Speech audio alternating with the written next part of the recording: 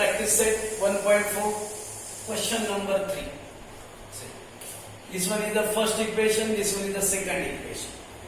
We have to convert it in the standard form. 27 upon x minus 2 plus 31 upon x plus 3 is equal to 85.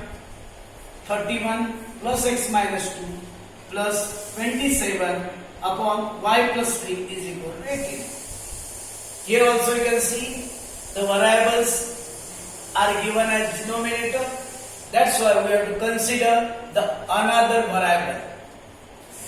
Let 1 upon x minus 2 is equal to n. 1 upon y minus 3 is equal to n. Numerator अंशस्थानी मात्र एकच घ्यायचं. 1 upon x minus 2 याला n मानायचं. 1 upon y plus 3 ला n घ्यायचं. हे first equation होतं. आपण सेपरेट केलं बघा. 27 into 1 upon x minus 2 plus 31 into 1 upon y plus 3 is equal to 85. याला आपण कन्सिडर केलेला आहे m, त्यामुळे 27m प्लस 31 याला आपण कन्सिडर केलेला आहे n, त्यामुळे 31n इज इक्वल टू 85. याला equation first. Same equation second बघा. याला पण आपण असंच केलं बघा. 31 into 1 upon x minus 2, 27 into 1 upon y plus 3 is equal to 89. याला आपण कन्सिडर केलेला आहे m, याला आपण कन्सिडर केलेला आहे n. इक्वेशन बघा. 31n plus 27n is equal to 89. This one is the second equation. In this way you can see the two equations are formed. 27n plus 31n is equal to 85. Here 31n plus 27n is equal to 89. You can see here in these two equations the coefficient are exchange, or you can say interchange.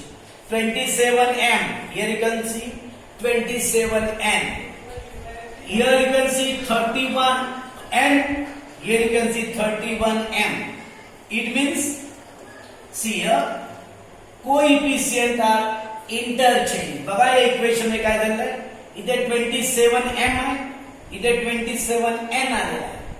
इथे 31n आहे, इथे मात्र 31m आलेला आहे. हा अंक इथे आलेला आहे, हा अंक इथे आलेला आहे.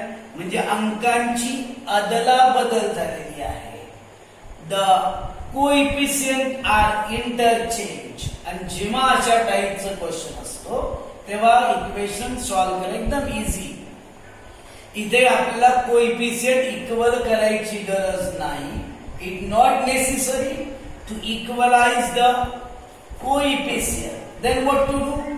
You have to make the addition of equation 1 and 2.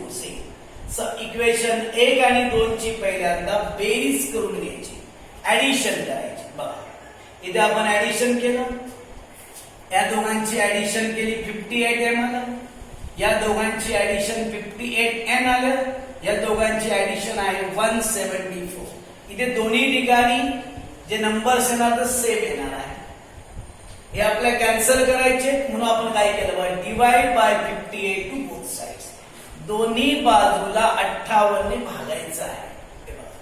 याला आपण 58 ने डिवाइड केलं, 58 कॅन्सल होतील, फक्त m राहणार. याला आपण 58 ने डिवाइड केलं तर 58 कॅन्सल होतील, फक्त n राहणार. आणि याला पण आपण 58 ने डिवाइड केलं, रफ पेजवर आपण करून बघा. 174 ला जर 58 ने 174 डिवाइड बाय 58 जर आपण याला डिवाइड केलं तर आपल्याला किती आन्सर मिळतं? 3. In this way the third equation is formed. m plus n is equal to 3. Now we have to make the subtraction of 1 and 2. Subtraction of 1 and 2.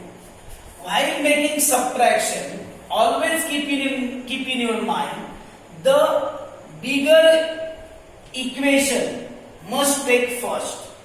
You have to take the bigger equation first. See, this one is here is 27m. Here is 31m. That's why you have to take this equation first. 31m plus 27m is equal to 89. Then this one. Make the subtraction. While making subtraction, change the signs. Signs are changed. 31m minus 27m, 4m.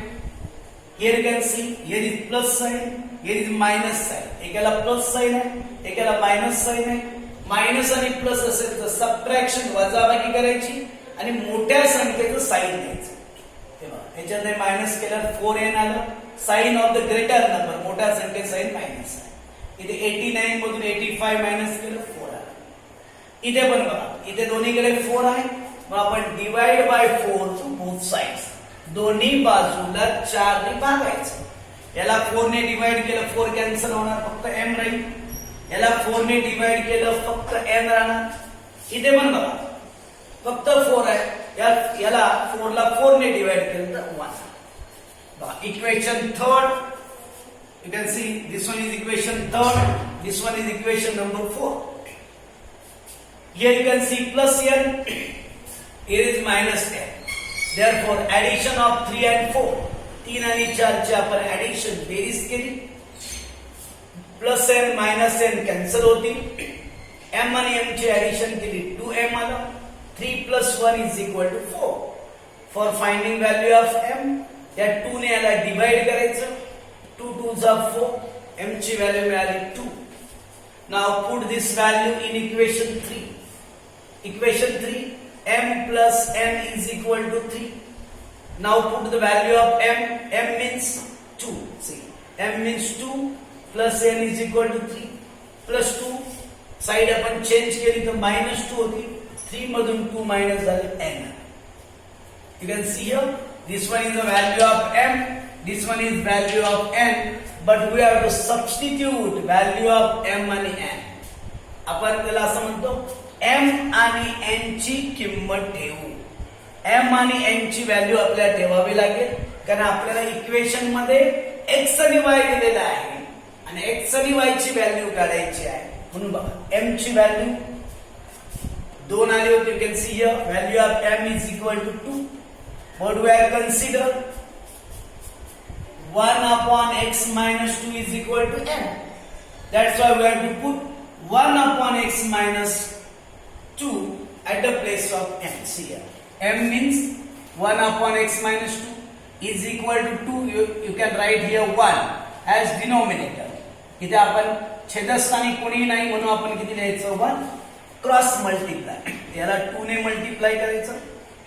1 ने 1 ला multiply केलं तर 1 येईल. 2 ने x ला multiply केलं 2x. या 2 ने या 2 ला पण मल्टिप्लाय केलं 4 इज इक्वल टू 1. मायनस 4 आपण साइड चेंज केली, प्लस 4 झाले. 1 आणि 4 चे ऍडिशन 5. 2 ने याला डिवाइड केलं 5 अपॉन 2.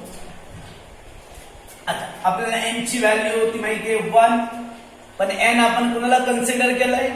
1 अपॉन y प्लस 3 म्हणजे n is equal to 1 upon कोण नाही म्हणून 1 घ्यायचं. क्रॉस मल्टी, याला 1 ने मल्टिप्लाय केलं तेवढंच राहील. याला पण 1 ने मल्टिप्लाय केलं 1च राहील. प्लस 3 आपण तिकडे घेतले मायनस 3. 3 मधून 1 मायनस झाले 2. y ची व्हॅल्यू मायनस 2. अशा प्रकारे सोल्युशन आलेलं आहे बघा 5 अपॉन 2 आणि minus 2. So this is very easy method. It is very easy method to solve these equations. You can see here, in these two equations, the coefficients are interchanged. That's why we have done the first addition, then we have done the subtraction. We can get equation number 3, equation number 4. Then making the addition of these two, you can get value of m and n. Then substituting value of m and n, we can get the solution. It is very easy. Though it is a very, you can say there are so many steps, but you can solve it very comfortable.